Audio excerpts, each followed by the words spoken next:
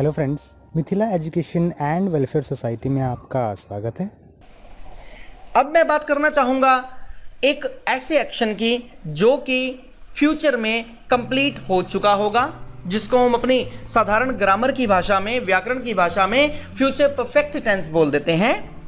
N action will have been completed at same point in future.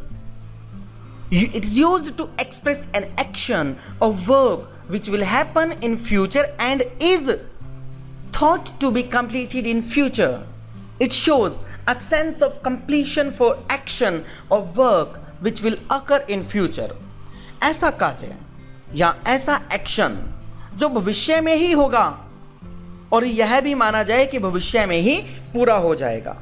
इसका भी हमारे पास rule बहुत साधारण है कि सेंटेंस के शुरू में subject means I, we, you, they, plural, he, she, it, singular noun and singular name, plus will have, plus verb की third form, plus rest of the sentence. An action will have been completed at same point in future. Future events का कार्य या action जो भविष्य में होगा और यह भी माना जाए कि भविष्य में ही पूरा होगा, यानी कि यह भविष्य से संबंधित होना चाहिए और भविष्य में इसके पूरे होने की बात हो जानी चाहिए। अब यहां पर आप स्क्रीन पर देख रहे हैं कि एक सीक्वेंस बनाई गई है 8 AM, 9 AM, 10 AM, 3 PM, 7 PM and 10 PM, यानी कि सुबह 8 बजे से लेकर रात 10 बजे तक की एक सीक्वेंस बनाई गई है। और हमारा स्कूल गोइंग बॉय जो है वो इस चीज के बारे में ध्यान देता है कि I will have done exercise by 8. After that, I'll ready for my office work. At 9, I will have finished my breakfast. At 10, I will have eaten my breakfast and I'll be reading newspaper. Match will have finished by 3. They will have watched the movie by 7. I will have gone for sleeping by 10. At 3:30 tomorrow, I will have finished my English class. After that, I will come back for home. In December 2017, my brother will have been married. It's 10 PM now. By 11:30 PM, I hope that match will have finished and India will have won the match. It's Tuesday. I will have reached Delhi by Thursday. Tomorrow is holiday. I will have left for home by the time you will come to me. यानी कि future events का कार्य या action जो भविष्य में होगा और यह भी माना जाए कि भविष्य में ही पूरा हो जाएगा। Ravi will have finished his homework by the time his father gets home. She will have cooked food by the time guests come in the house.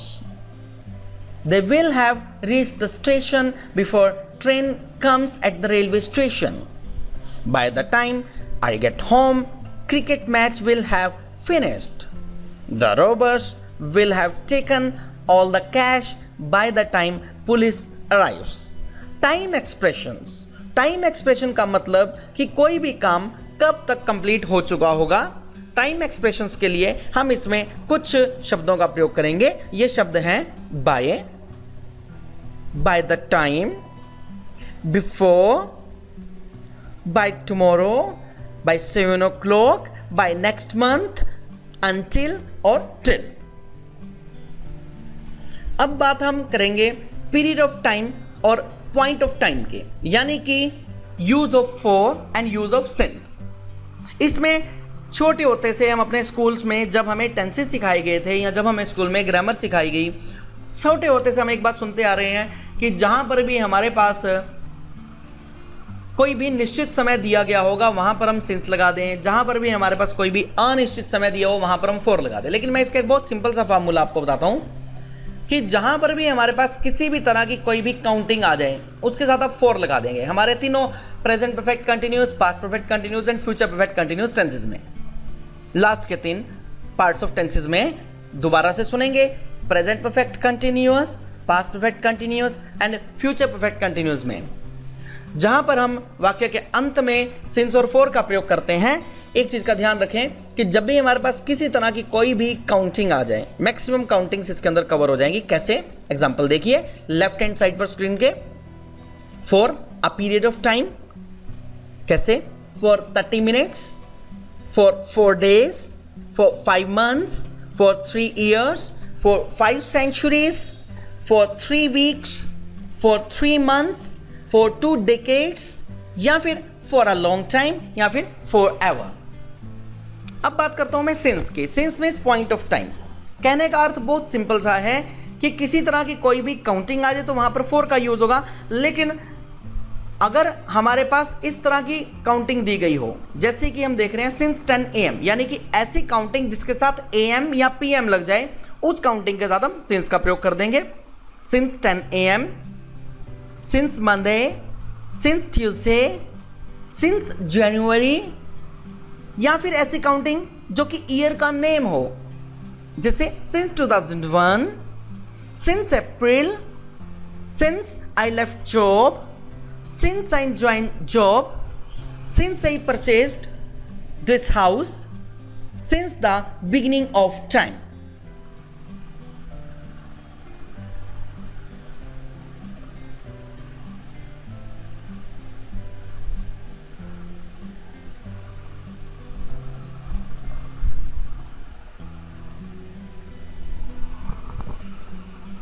पिछले अध्यायों में हमने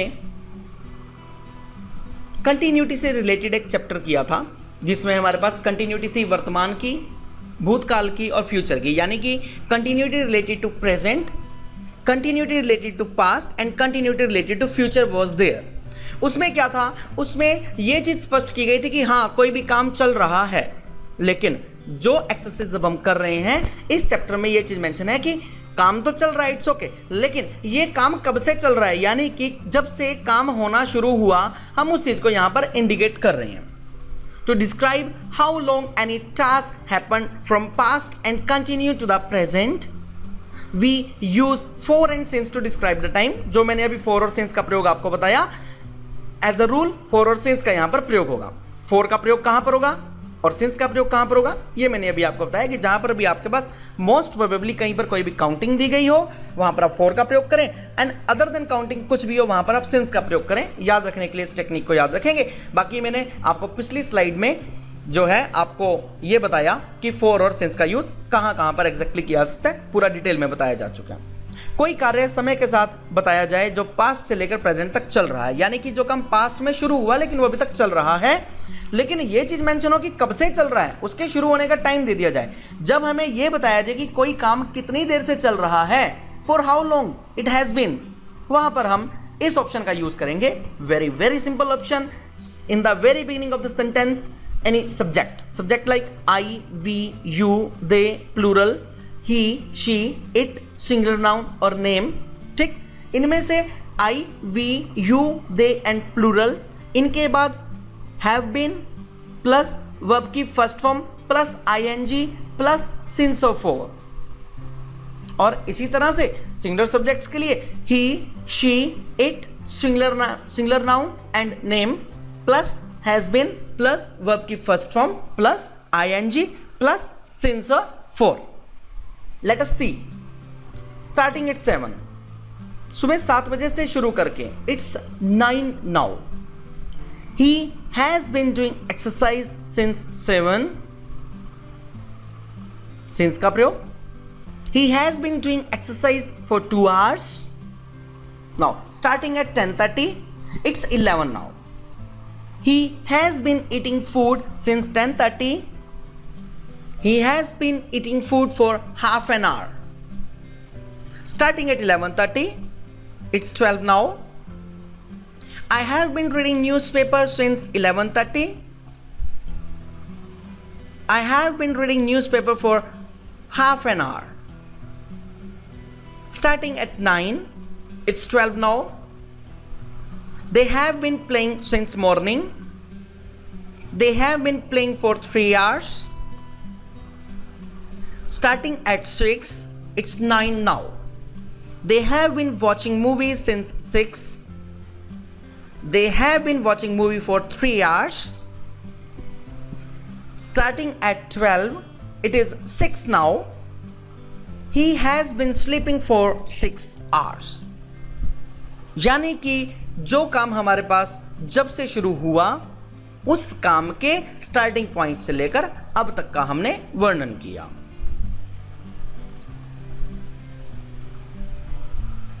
कुछ और उदाहरणों की सहायता से इसको डिस्कस करेंगे। मैं दोबारा से आपको याद करा दूं, कोई कार्य समय के साथ बताया जाए जो पास्ट से लेकर प्रेजेंट तक चल रहा है, यानी कि to describe how long any task happen from past and continue to the present we use for and since to describe the time. I, we, you, they and plural, इनके साथ हैव बीन प्लस वर्ब की first form plus ING plus since और for. He, she, it singular noun and name, इनके साथ has been plus verb की first form plus ING plus since और for. I have been living in Delhi for 2 years. He has been working in this office here since 2015. We have been waiting for the train for 2 hours. I have been playing for 2 hours. We have been playing for 2 hours. You have been playing for 2 hours. They have been playing for 2 hours. Sonika and Priya have been playing for 2 hours. They have been doing the same work for last many years. We have been traveling since Monday. इन पर भी ध्यान देंगे। कई बार हमारे पास exactly काम शुरू होने का टाइम नहीं दिया, लेकिन तब भी ऑप्शन हमारे पास एज एन एक्सेप्शन यूज हुआ करती है। इन पर भी ध्यान दीजिए, हालांकि ये बहुत कम यूज हुआ करते हैं sentences. Just see, I am so tired, I have been working, I have been running, so I am really thirsty. They have been playing, but still no result is there. I have been living in Delhi. It's a very good place. Again, the use of for and since. Same वही pattern. Next option में, यानी कि जब भी कोई काम शुरू हो चुका था लेकिन वो कंटिन्यूटी में चल रहा था, कितने समय से चल रहा था, to describe how long any task happened from past time and continue in past, यानी कि पास्ट में ही शुरू हुआ और पास्ट में ही वो कंटिन्यूटी में चल रहा था। we use for and since to describe the time. कोई कार्य समय के साथ बताया जाए जो पास्ट में शुरू हुआ और पास्ट में काफ़ी समय से चल रहा है, मीन्स कि चल रहा है, उसके शुरू होने का टाइम भी दे दिया लेकिन अभी समाप्त नहीं हुआ है। इस चीज़ का ध्यान देंगे, लेकिन अभी समाप्त नहीं हुआ है। जब हमें यह बताया जाए कि कोई काम कितनी देर से चल रहा था, for how long it had been, simple formula I, we, you, they, plural, he, she, it, singular noun and singular name, plus had been, सभी सब्जेक्ट के साथ हैड बीन, प्लस वर्ब की first form plus ING plus since और for. Let us see yesterday, यानी कल की बात करते हैं, बीते हुए कल की। starting at 7, it was 9 at that time. Yesterday he had been doing exercise since 7. He had been doing exercise for 2 hours. starting at 10:30, it was 11 at that time, यानी कि 10:30 बजे से शुरू कर 11 बजे की बात करते हैं उस समय। yesterday he had been eating food since 10:30. he had been eating food for half an hour. starting at 11:30, it was 12 at that time. Now the position is, yesterday I had been reading newspaper since 11:30. I had been reading newspaper for half an hour. Now starting at 9, it was 12 at that time. Yesterday they had been playing since morning. They had been playing for 3 hours. starting at 6, it was 9 at that time. Yesterday they had been watching movie since 6 o'clock.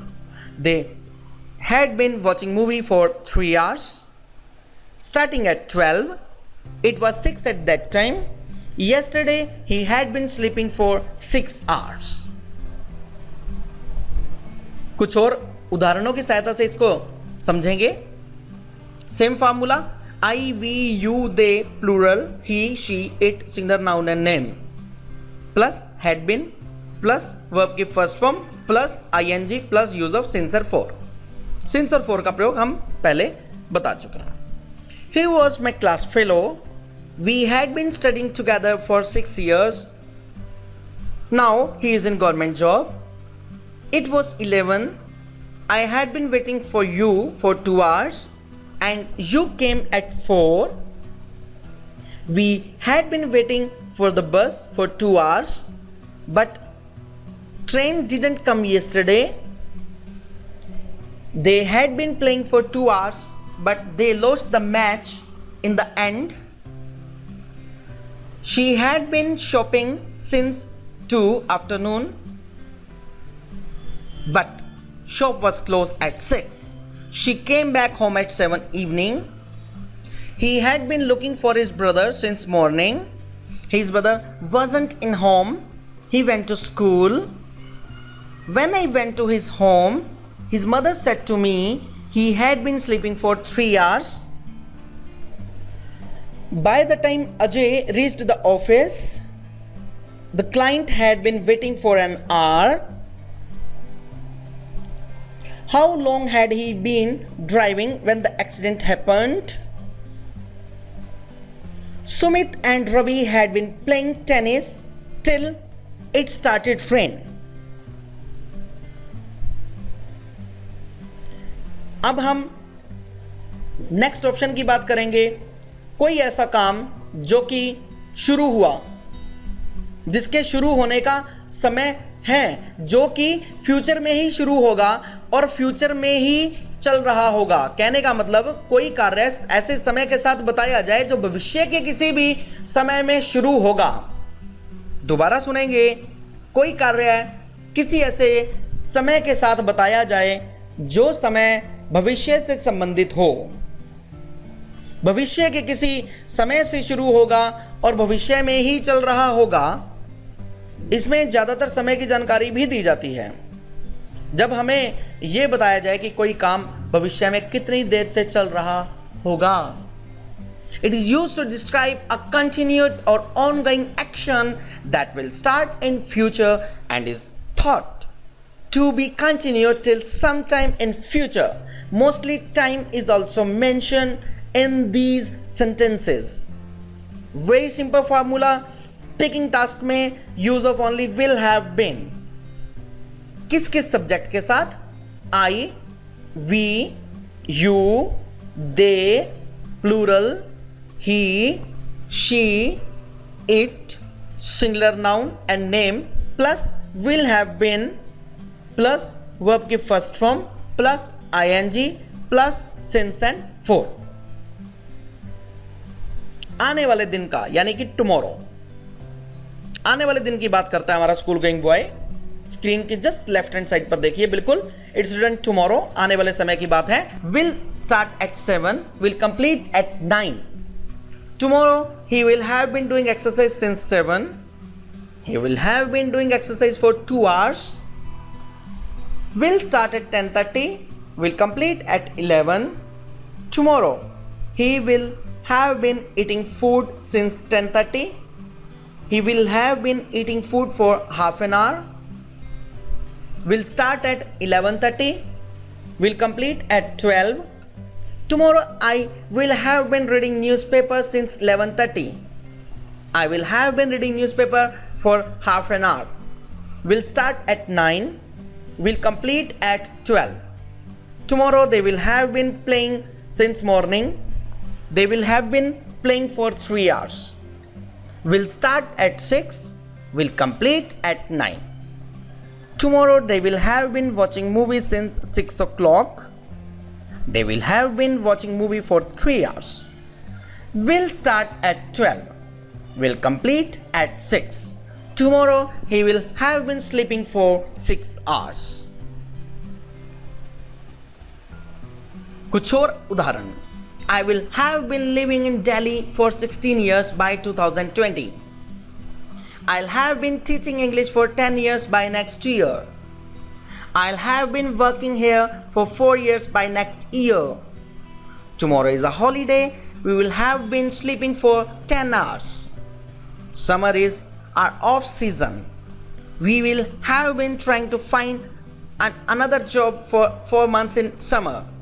Ravi will be very tired when he comes home because he will have been driving over 12 hours. New government will have been ruling the country for 5 years by 2018.